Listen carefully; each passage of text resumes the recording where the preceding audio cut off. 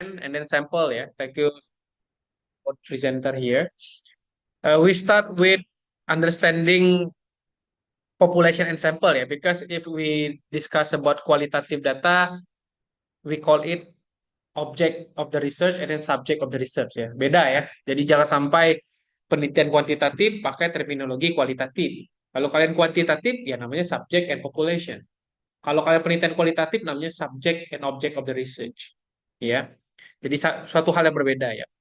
So in this data collection or collecting the data, we have 5 steps, ya.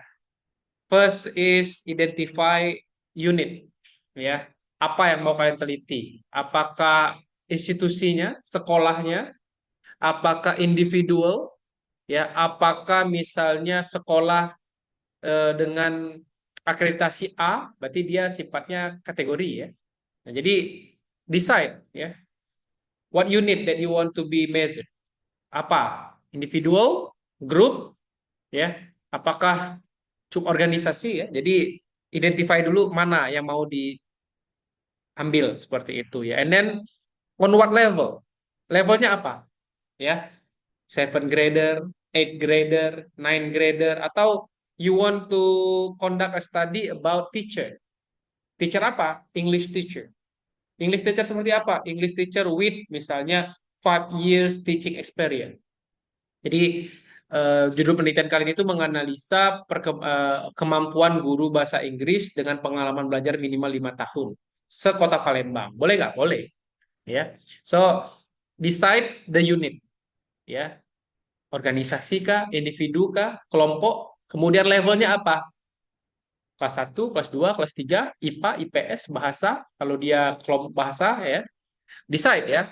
And then after that specify the population and the sample. Ya, population is a group of individual, ya kan? Kita ini populasi nih, populasi mahasiswa IGM. Jadi apapun prodinya masuk ke dalam populasi. Ya, jadi angkatan semester 1, 3, 5 dan 7 itu populasi IGM semua tuh. Populasi mahasiswa IGM. Oh, kemudian masuk ke namanya target population. Nah, target population itu mulai menjurus kepada siapa unitnya seperti itu. Oh, misalnya English student. Berarti populasi kita ada 2.000 mahasiswa IGM, target population-nya cuma 150 karena mulai targeted. Targeted itu berarti siswa bahasa Inggris misalnya atau mahasiswa bahasa Inggris. Ya, sudah targeted. Itu yang disebut dengan target population. Jadi a group of individual with some common apa ya? Common defining karakteristik, ya. Kalau saya targetnya adalah mahasiswa bahasa Inggris, berarti PWK arsitektur tidak masuk dalam target population saya. Karena yang target saya itu adalah mahasiswa bahasa Inggris UIGM. Itu namanya target population. And then, ya, terakhir itu ada we have sample. Ya, sample is a subgroup, bagian dari grup tapi yang paling kecil, subgroup. Ya, subgroup jadi lebih kecil. Oh, ternyata bahasa Inggris ada 150 target population-nya. Sedangkan yang saya mau teliti ini adalah mahasiswa bahasa Inggris yang telah menyelesaikan writing 1, 2, 3 dan 4. So it means you have to sampel. Sampelnya siapa? Semester 5 dan 7. Karena 5 dan 7 kan sudah melewati writing 1, 2, 3 dan 4. Berapa jumlahnya? Oh, jumlahnya kelas kalian ada 20, adik kelas kalian yang semester 5 sekarang 28 misalnya. Berarti itulah sampel kalian. Anggaplah 50 sampelnya, ya. So that's sample, ya. Sampel, and then in this sampling, ya, we have two definition, ya, two group of sample. Ada namanya probabilistic sampling and then non probabilistic sampling. Probability itu maksudnya kesediaan, ketersediaan, ya.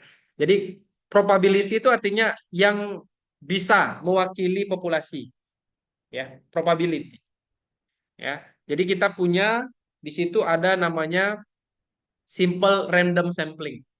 Ya, simple random sampling itu berarti kalian memiliki kebebasan secara acak untuk menentukan populasi, menentukan sampel, ya.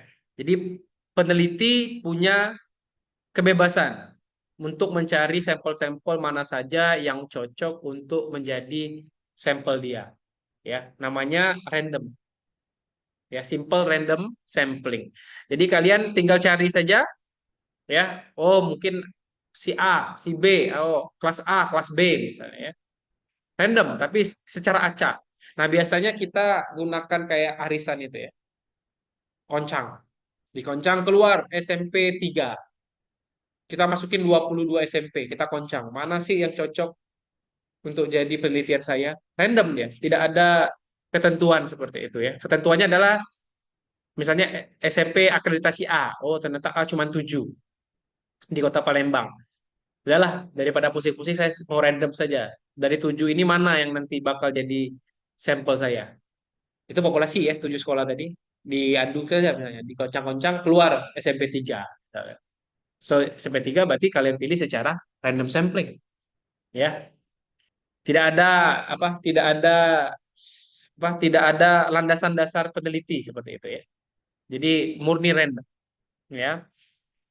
Jadi intinya punya sama akreditasinya A, ada 7 sekolah, tapi bingung menentukannya mana sih yang lebih cocok karena terlalu banyak faktor pembanding lainnya. Ya udahlah random sampling aja ya. Kita koncang. Dijelasin di bab 3 nanti bahwa in order to decide the sample of the study, the researcher use apa namanya arisan itu. Bahasa Inggrisnya arisan apa ya? Atau we just draw ya, namanya drawing itu ya. Namanya kalau di sepak bola namanya drawing ya. Oke, ya. And then we have systematic sampling ya.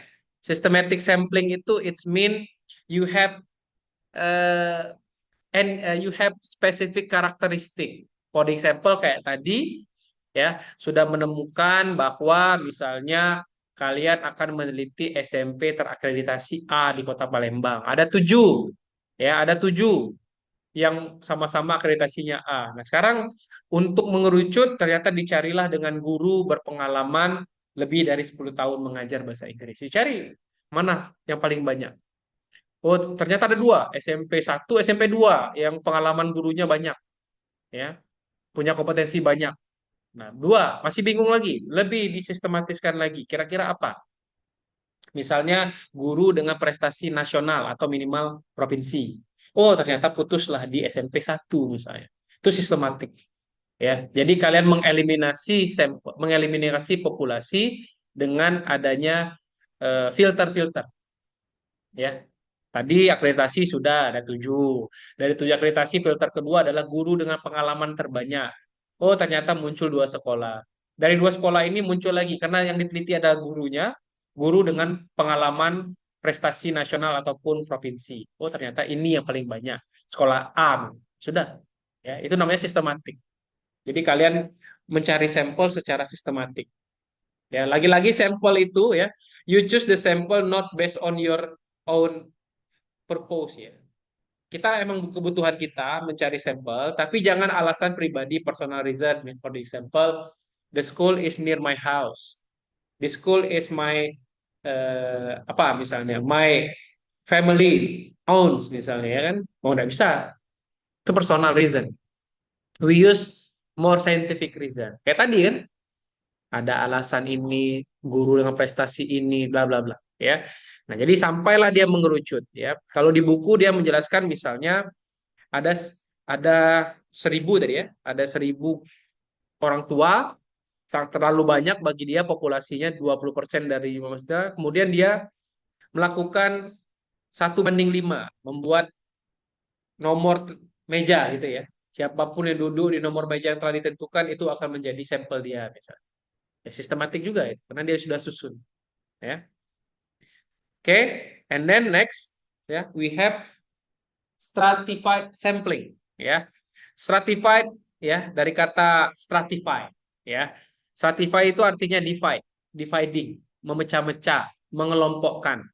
Ya, so you have specific karakteristik. Misalnya mau lihat gender, ya kan, dipisahkan antara cowok dan cewek, dipisahkan antara etnis misalnya, Melayu misalnya Chinese, ya, atau misalnya kalian pecahkan dari suku bangsa, misalnya, oh, Minang, Jawa, Komering, dan lain-lain.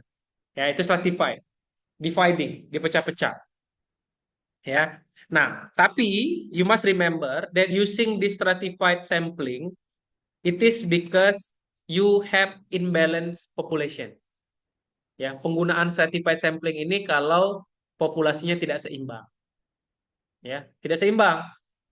Misalnya berat sebelah, lebih banyak laki-laki dari perempuan di kelas tersebut, ya. Susah kita kan?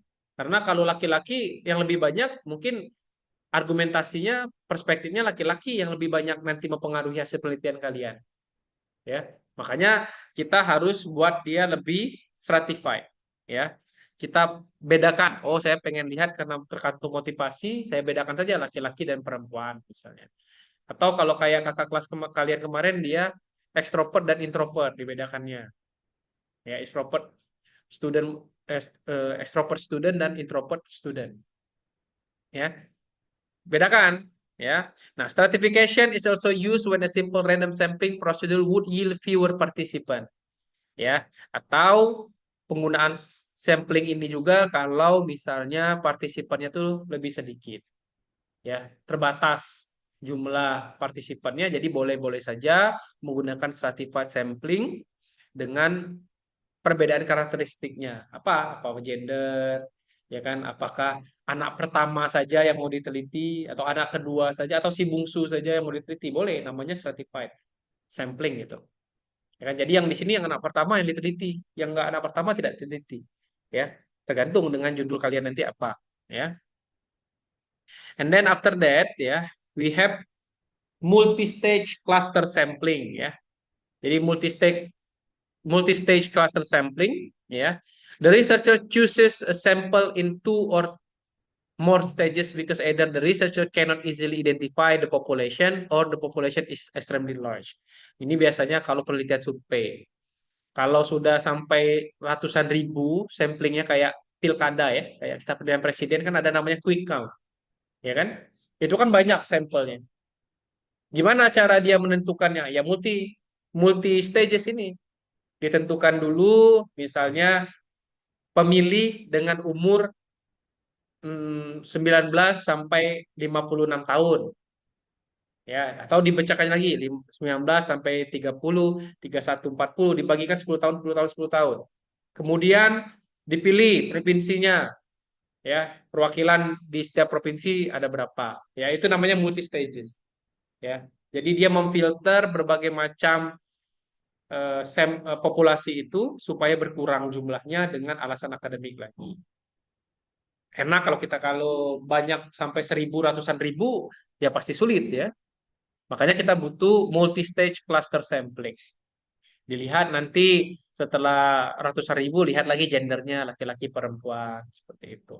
Terus sampai dia mengerucut, sampai angka yang dibutuhkan sebagai penelitian kuantitatif kalian. And then next we have convenience ya, for non-probability sampling. Nah, non-probability sampling itu berarti bukan ketersediaan ya, tapi kerelaan. Ya, kalau non-probability itu kerelaan nantinya. Kalau yang tadi probability itu ketersediaan. Kalau ini kerelaan, volunteer. Ya, jadi dia apa, sampelnya itu bersedia untuk dijadikan bahan penelitian. Kita punya convenience, ya, convenience sampling, ya, artinya itu adalah mereka bersedia dengan nyaman untuk diteliti, ya, pengen ya silakan, boleh nggak apa-apa, saya silakan neliti sekolah kita saja, misal kepala sekolahnya bilang, itu convenience berarti, ya, convenience dia. Tapi buktinya gimana, Sir? Buat tertulis nanti. Ada keterangan bahwa keterangan kepala sekolah ini menyatakan bersedia untuk dijadikan objek penelitian. Bukti itu nanti. Karena kalau cuma sekedar ngomong kata-kata saja, pasti digali sama penguji. Kok bisa kamu bilang convenience? Dari mana buktinya? Makanya harus ada letter of concern. Ada buktinya bahwa kepala sekolah tersebut bersedia, misalnya. Atau siswa-siswi yang kamu pilih-pilih itu bersedia. Ya ada letter of concern. And then we have apa tadi, snowball ya. Yes, snowball itu bola salju yang menggelinding, ya.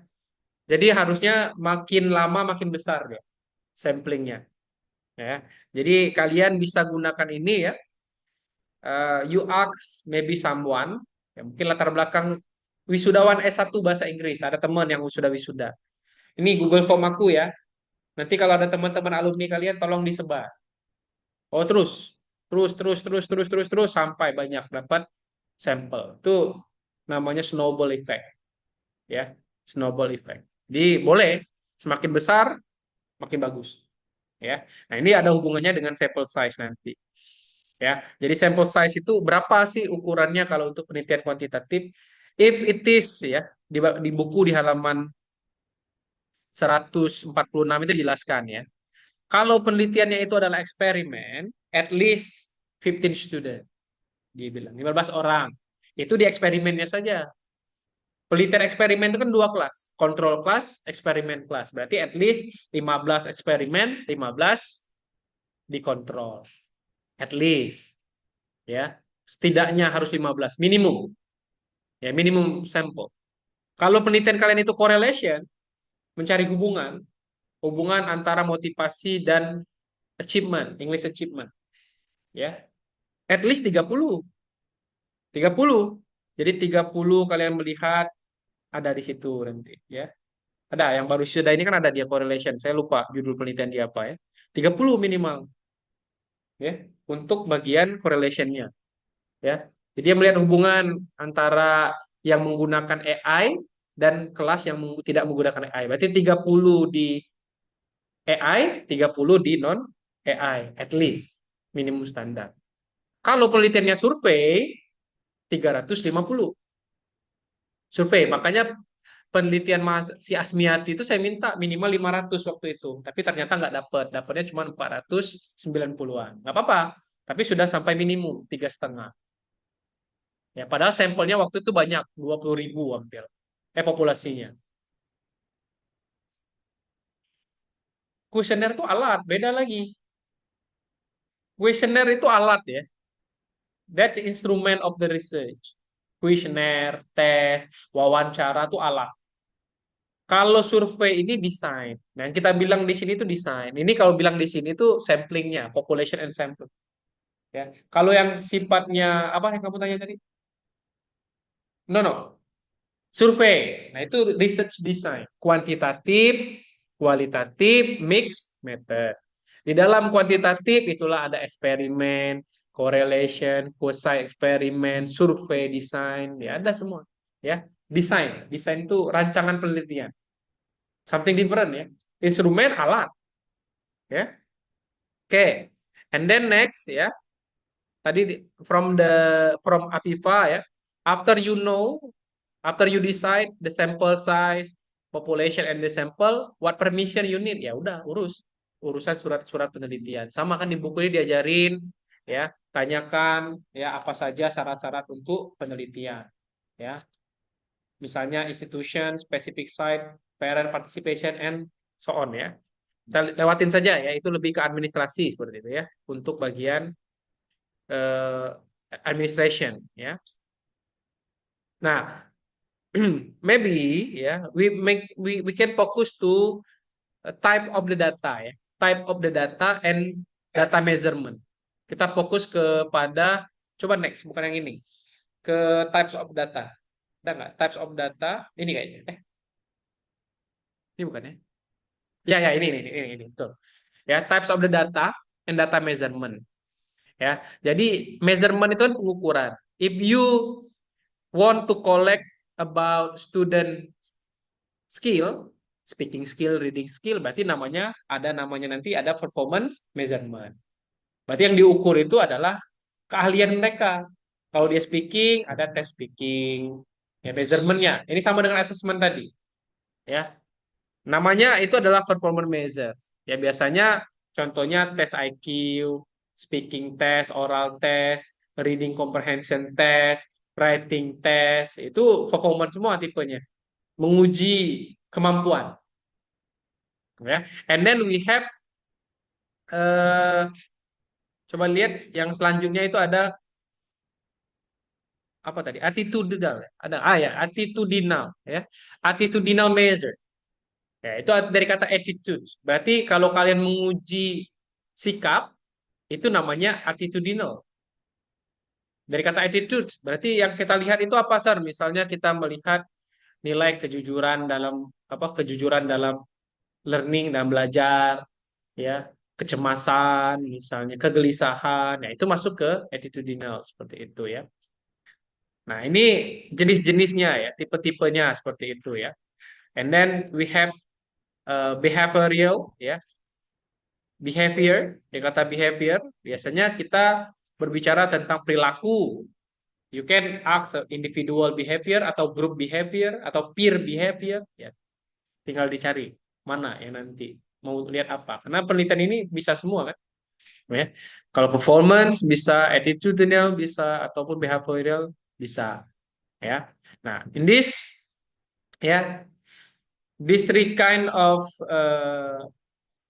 types ya, types of sorry, mana tadi? Data ya, types of the data and measurements ya. Ya, sesuaikan dengan kebutuhan penelitian kalian seperti apa. Kalau you ask about student performance, you ask about reading skill ya, berarti performance. Berarti nanti pengukurannya kepada skill mereka ya. Kalau kalian berbicara motivation, itu berarti bukan performance ya. Kegelisahan, kecemasan ya. Bukan itu, masuknya ke behavior atau ke attitudinal ya. Jadi kalau kalian lihat di dalam data ya, sorry, in this book, we also talking about making our instrument. Nah, biasanya kalau S1, kalau yang rajin, dia buat sendiri. Kalau dia malas, dia ngadopsi punya orang atau adaptasi punya orang. Boleh nggak? Boleh. Boleh saja. Ya. Apa instrumen yang paling baik? Instrumen yang paling baik itu adalah yang membantu penelitian kalian lebih mudah. Kalau kalian pakai yang orang, tapi tidak mempermudah pekerjaan kalian, jangan dipakai. Ya, practicality yang tadi. Apa praktisnya? Kalau praktis lebih enak buat sendiri, make it by your own. Ya, kalau lebih praktis ambil punya orang, kebetulan sama variabelnya, ya sudah ambil. Ya, but you must acknowledge ya, the person. Ya, harus dikasih tahu. Ya, instrumen. Nah, ketika kita berbicara instrumen, ya dibilang, ya, buat sendiri boleh atau cari boleh. Cari yang orang yang pernah penelitian diambil kita pakai atau buat sendiri karena lebih praktis. Ya kan? Boleh. Ya. Nah, untuk itu ya, yang ditanyakan tadi ya, we in making our instrument, we must consider validity and reliability. Pasti itu. Sudah buat sir, saya buat tes tertulis, saya buat apa?